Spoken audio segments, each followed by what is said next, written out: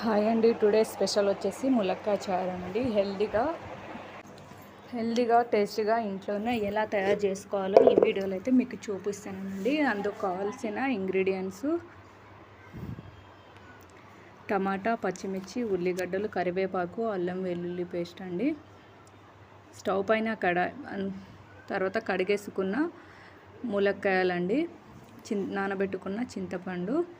Stove పైన కడాయి పెట్టేసి అందులో 3 స్పూన్ల ఆయిల్ వేసి ఆయిల్ వేగినాక ఎండుమిర్చి, పచ్చిమిర్చి, ఉల్లిగడ్డలు వేసి వేగనీయాలండి. అవన్నీ వేగిన తర్వాత కొద్దిగా కరివేపాకు వేసుకోవాలండి. అవన్నీ వేగిన తర్వాత అందులో అల్లం పేస్ట్ అయితే వేసుకోవాలి.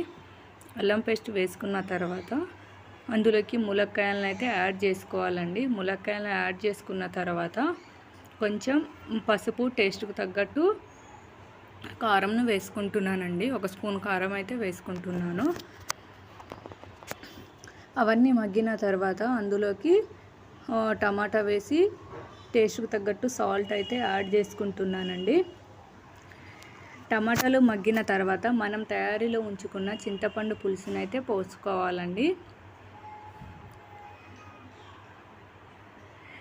నేనైతే ధనియాల పౌడర్, రసం పౌడర్ని ఇంట్లోనే తయారు చేసుకున్నాను అండి. నా ఛానల్ని సబ్స్క్రైబ్ చేసుకున్న వాళ్ళకి అన్ని మసాలా పౌడర్ ఎలా తయారు చేసుకోవాలని వీడియో అయితే చేసినండి. ఛానల్ అయితే సబ్స్క్రైబ్ చేసుకోండి. ఈ ధనియాల పౌడర్, రసం పౌడర్ని తయారు చేసుకొని స్టోర్ చేసుకున్నానండి. 1 స్పూను ధనియాల పౌడర్, 2 స్పూన్ల రసం పౌడర్ని అయితే యాడ్ చేసుకున్నానండి. రసం పౌడర్ని యాడ్ చేసుకుంటే చాలా టేస్ట్గా ఉంటుందండి.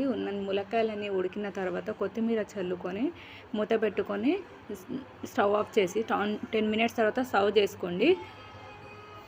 లైక్ అండ్ సబ్స్క్రైబ్ చేయడం మాత్రం మర్చిపోకండి. మా పిల్లలకి ములక్కాయ చారు అంటే చాలా ఇష్టం అండి. ములక్కాయ చారుని ఇష్టపడిన వాళ్ళు ఎవరు ఉండరండి.